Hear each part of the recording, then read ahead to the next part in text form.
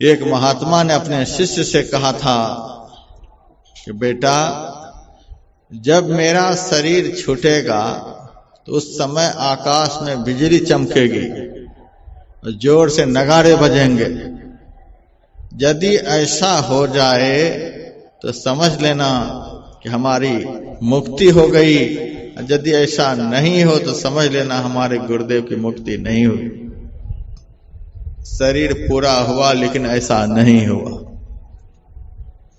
शिष्य को तो बड़ी चिंता हुई कि हमारे गुरुदेव की मुक्ति नहीं हुई, बड़े दुखी हैं।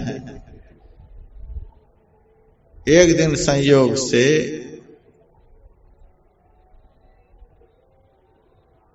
उनके गुरु के गुरु भाई कुटिया पर पधारे। उनसे इस शिष्य ने कहा कि महाराज, हमारे महाराज जी जब शरीर में थे तो उन्होंने बतलाया था जब मैं देह का त्याग करूंगा तो आसमान में बिजली चमकेगी और जोर के नगाड़े बजेंगे। ऐसा होगा तो समझ लेना कि हमारी मुक्ति हो गई, नहीं ऐसा हुआ तो समझ लेना कि मुक्ति नहीं हुई। महाराज, ऐसा तो नहीं हुआ था, आप बताएं कि हमारे गुरुदेव की क्या स्थिति हुई। वे अंतर्जामी महापुरुष उनके गुरु के गुरु भाई थे। ध्यान लगा करके देखा और देख करके बतलाया कि सही में तुम्हारे गुरुदेव की मुक्ति नहीं हुई। तो हमारे गुरुदेव गए कहाँ? कहा कुटिया के सामने देख रहे हो बेल का पेड़ है, तुम्हारे गुरु का लगाया हुआ यह पेड़ था। अब तक इस पेड़ में फल नहीं लगा था, संयोग से इसी साल इसमें फल लगा था। एक फल देख लो पक गया है। उस पके हुए फल की तरफ तुम्हारे गुरु की दृष्टि चली गई। उस फल को देखकर उनके मन में हुआ, आहा, इतने प्रेम से इस पेड़ को लगाए थे, सींचे थे, सब तरह से सेवा किए थे, लेकिन जब इस पेड़ में फल लगा तो इसको खाए बगैर ही हम दुनिया से जा रहा हूं। उस पके हुए फल में थोड़ी सी आसक्ति रह गई कि बिना खाए ही मैं जा रहा हूं। इतना किया लेकिन खा नहीं पाया, शरीर पूरा हो गया। अब वे गुरुदेव उसी बेल के अंदर एक कीड़ा के रूप में घुस करके बैठे हुए हैं। उसी बेल के अंदर तुम्हारे गुरुजी बैठे हुए हैं। हमारे गुरुदेव उसमें कीड़ा बनकर घुस गए। कहाँ? यदि विश्वास नहीं है तो उस फल को तोड़कर मेरे पास लाओ। तोड़ करके ले आया,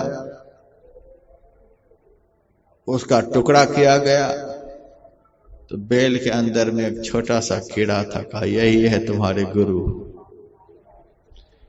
सारे जीवन जंगल में रहकर तप करने वाले महात्मा आज बेल में कीड़ा बन करके घुसे हुए हैं, बैठे हुए हैं।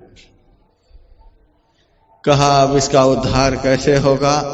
का 2 पत्थर ले आओ। एक पत्थर पर उस कीड़ा को रखा, फिर धीरे से उस कीड़ा के ऊपर दूसरा पत्थर रख दिया। वह कीड़ा मर गया। उस देह की आसक्ति उसकी खत्म हो गई। उनको मन में पश्चाताप हो रहा था, हाय, लेस मात्र आसक्ति के कारण हम महात्मा से बेल का कीड़ा हो गए। तड़प रहा था देह त्याग करने के लिए। उनके गुरु भाई जानते थे, इसीलिए उसके शरीर पर दूसरा पत्थर रखे। शरीर तो जाना ही है, आत्मा तो मरने को है नहीं। शरीर की आसक्ति खत्म हो गई। आसक्ति खत्म होते ही आकाश में बिजली चमकी और नगाड़े भी बजे। अब तुम्हारे गुरुदेव की मुक्ति हुई। देहावसान समये चित्ते यद्यद विभावेत तत्तदे भवेत जीवा इत्येव जन्म कारणम। देह त्याग के समय चित्त में जो जो भावना जीव करता है उस भावना के अनुरूप ही उसे शरीर प्राप्त होता है। यही जन्म का कारण है। शरीर में आसक्ति रहते हुए जो प्राण का त्याग करेगा, मकान में आसक्ति रखकर जो प्राण का त्याग करेगा, पत्नी में आसक्ति रखकर जो प्राण का त्याग करेगा, पति में आसक्ति लेकर जो प्राण का त्याग करेगा, दुनिया के किसी भी प्राणी पदार्थ में लेस मात्र भी आसक्ति रह गई और प्राण का त्याग हो गया, वह आसक्ति आपको घसीट करके